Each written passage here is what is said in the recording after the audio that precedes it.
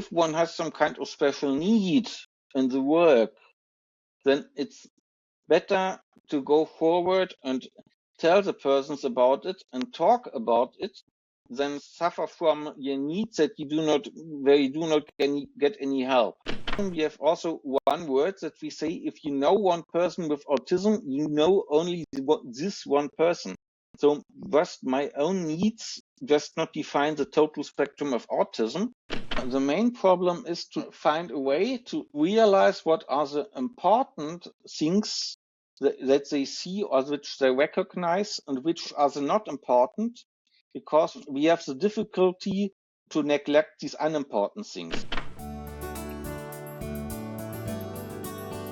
Welcome to the Metautism podcast, where we're diving into the vibrant world of autism and championing inclusive education and employment. Join us as we explore innovative strategies, share inspiring stories, and analyze groundbreaking initiatives that celebrate differences and advocate for a future of equal opportunities. Let's get started. Hello. How are you? Welcome to another episode of Metautism podcast. I'm your host, Clara, and I'm really excited that today I'm speaking with Dr. Klaus Lüben. He holds a PhD in natural sciences, more specifically in physics. He's currently working as a software tester, but beyond that, he holds various roles. He's an autism advocate who constantly works on improving the understanding of autism and, of course, inclusion of autistic people. He serves on board of Association Bewusst Autistisch, and he's also a voting member of the State Disability Council of Saxony-Anhalt, where he works to improve inclusion of autistic people as well as structures that support them. This is only a first part of our conversation with Klaus, and since he's an autistic person himself, we will learn more about his diagnosis, about his personal life, and about his work, as well as autism in general. And in the second part, coming on April the 2nd, we will speak more about disabilities, invisible disabilities, policies and structures that might need some change in our society. So come back for that part also. And in the meantime, I'm sure this conversation will be wonderful. Klaus, it's so good to have you here and welcome to the show. Thank you, Clara. I'm also very happy to talk with you tonight. So let's start from the beginning. Can you briefly introduce us to your life path? When did you get diagnosed and how did your life look before diagnosis and after? My childhood was in Lower Saxony, in a small city named Osterode am Harz. And during the first year when I went to school, I realized that I was a little bit different than other people, but I didn't know that I was an autist, but somehow, I managed to get along with life and started then to study physics in Würzburg, which is the northern part of Bavaria, where the people who live there, they stress that it's not Bavaria, but it's Franken, by the way. There I studied. And about the age of 24, it happened. Then I talked with a good friend and said, well, maybe a person who is a little bit autistic and likes to live a little bit on my own. Well, then this friend looked on the internet and said, well, Klaus, there's one way of autism which is called Asperger autism, and you should check yourself that out.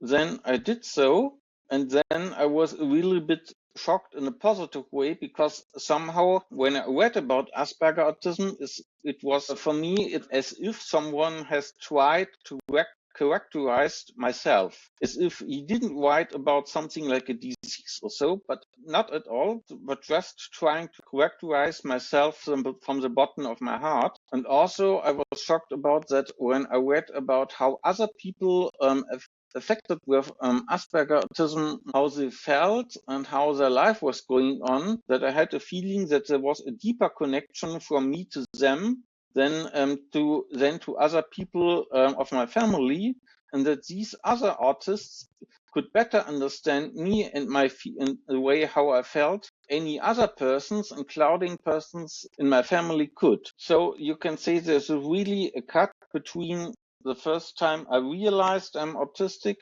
and the time after. The only problem was then, well, many persons affected with autism say the diagnosis, and I got a diagnosis after I went to a professional psychologist, say that they learn to feel relieved and find a better way of life. For me, this was a little bit more complicated because when I found this out at the age of 24 in the year 26, then I had the problem that due to other reasons, during the time 27 to 29, I was somehow more serious ill and I had to really fight off this illness. And when I managed to get across this, then I really was to finish my studying of physics and to doing my PhD of physics. And until then, about the year of 2014, I focused on doing that, and I did not focus on talking about autism and helping other people affected with that.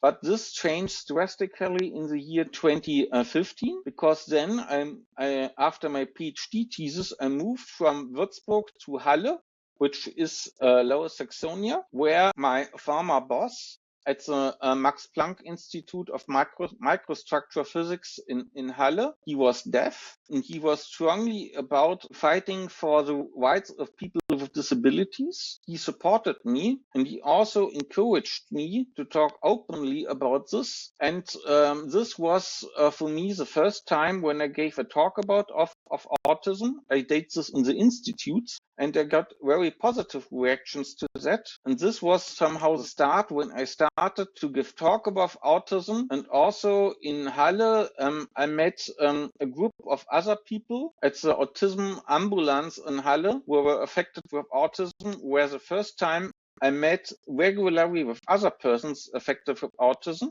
And a few years later, we founded our association Bewusst Autistic e.V. And so at the end, this diagnosis really changed my life. I hear now how many things you've done and how many things you're currently doing, and we will get back to that also.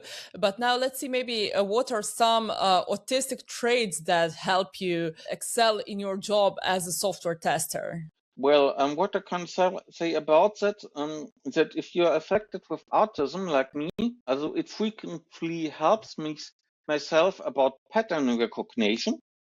And the point is, if you work as a software tester, it's important you see when somewhere the software breaks a pattern in the manner that there's a bug where the software does not work like it should be. For me, it's that the autism sharpens my mind to see these errors and to be sensible for that. And it makes me easier to find this out. And also working as a software tester means that you have to be able to set up plans and that you go through those plans very exactly.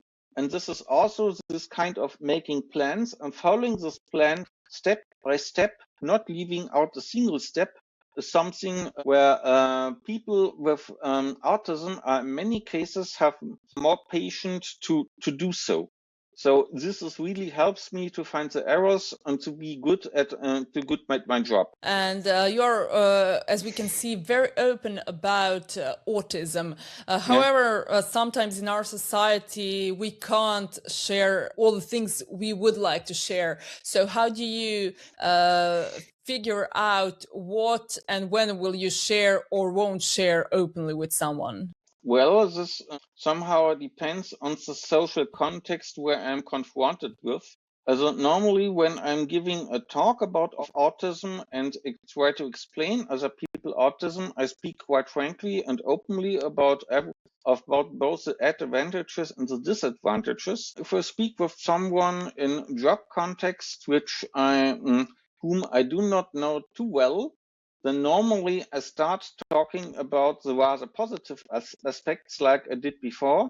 And about the more complicated aspects, then I'm only talk if I'm asked about, or there is a concrete situation where I need to. And a third context, if I'm at a doctor, normally if I'm confronted with my home doctor, I'm speak openly and frankly with them. But if I'm speaking with a medical specialist, with a C only once in my life or so, then I rather say, okay, I will tell it him. If I say, okay, it's important for the diagnosis, or is it important to feel well in the rooms of the doctor.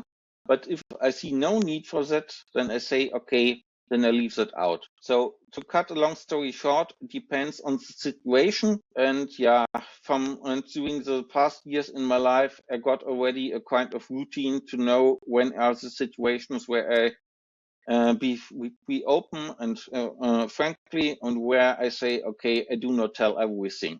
In regards to communication, did you ever have the need to advocate for your needs at work? And if yes, what did you learn from that experience? Well, I had already a situation that I had to ask for, which are quiet. At one job proposition, I had already the situation that then I get a room for myself, which was very nice. At another situation, well, it wasn't possible to get a single room for me. But at least what I could manage is that I asked that my colleagues said, okay, Klaus, if you don't like it, if there come noises from other rooms, we can close the door. At least that was an advantage. And there was a third situation where it was important for me to talk about what the situation was. And this was a situation when I wrote down my PhD thesis, because I had the problem that my PhD thesis, it was quite a double amount of pages than other persons who write down a PhD thesis in physics normally have. So I had about 480 pages, and other persons normally had something between 200 and 250 pages. But my PhD supervisor, who allowed me to write such a long PhD thesis because he knew for me it would easier to write down the PhD thesis, including all the details. And if he allows me to write down the thesis like this, it will be in the end a very good thesis. And indeed, I won a research prize for it. So all in all, I would say it's if one has some kind of special need in the work, then it's better to go forward and tell the persons about it and talk about it than suffer from your needs that you do not get any help. This is what I would say as a message about that, but I can tell you what I experienced in my life. And that's a wonderful message, and congrats on the prize for your thesis. That's really inspiring to hear. And what's also inspiring is that you move across several roles. For example, industry professional, autistic advocate, policy advisor, educators, and so on. So do these roles ever collide in terms of your energy, time, etc., or do they reinforce each other?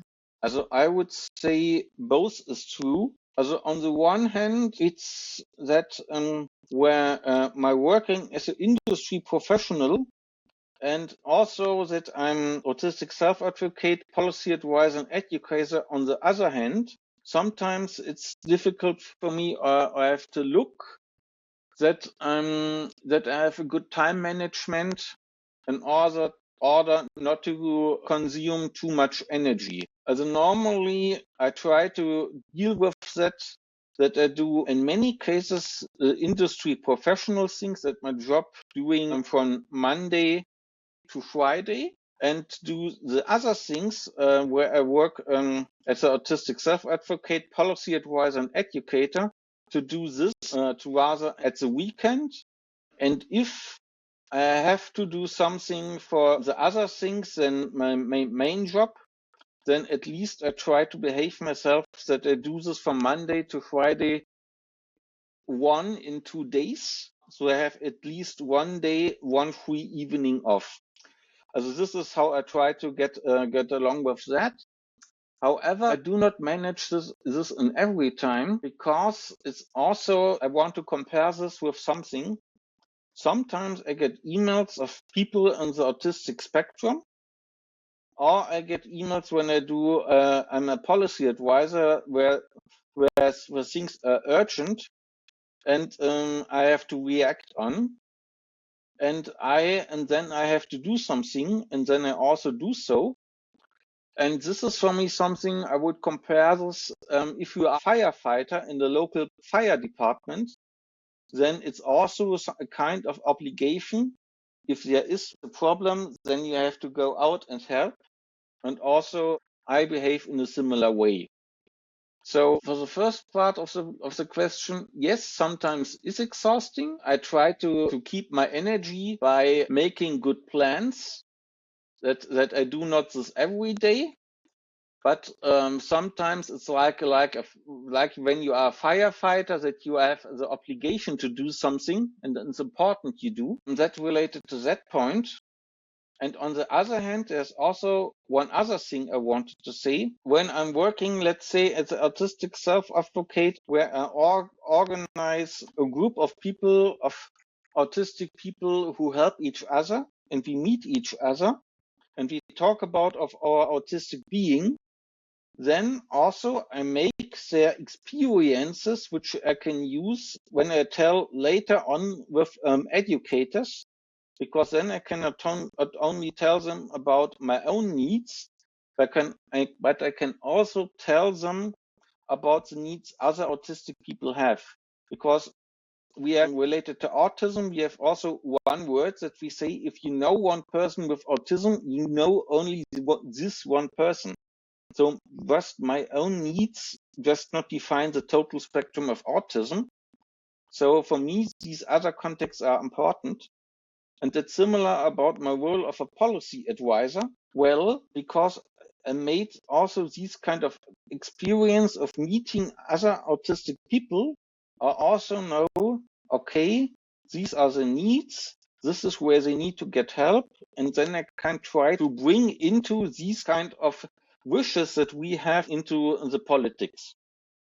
So there I would say there's a strong reinforcement of these three fields. I loved some of the comparisons you did, for example, like firefighters. And I feel you maybe already touched the next topic I wanted to ask you. And that is, how do you navigate the expectations people have of you as an industry or as a professional expert, and also as someone with personal experience with autism? This is something which was always quite easy for me, because when I'm giving my talks about autism, we explain it, I normally have one kind of method. Then I have quite of prepared talk slides where I have written down a lot of information, which is written down in a manner, I would say it's just related to the facts, and which is not personal. And then I'm telling the people, these other facts of autism,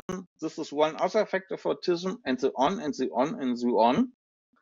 But sometimes between I was telling about these facts, and I'm switching, and then I'm telling the people personal anecdotes out of my life, or which I can use them in order to make these things more clear, in order that people understand what I really mean. Actually, a great storytelling, Yes, both facts and... Also, if you like, I can tell you also one example for that. Sure. Also, one example about that is, I always like to tell us that people on the autism spectrum have the main problem is to find a way to realize what are the important things that they see or which they recognize, and which are the not important, because we have the difficulty to neglect these unimportant things. What I mean is, if somehow a car is loud outside or something like that. And if you want to treat persons with autism well, you have to know about this. And I often tell them, then people in my talks, about one kind of experience I had, because once I was at a neurological doctor, and I told him that I'm affected with in my daily life with a lot of stress. And he said, well, then, Klaus, let's make a stress test. And then he led me to a room which was quiet, no light from outside. He made a lot of cables on my head, and then he said, Klaus, I wanted to confront you with a task.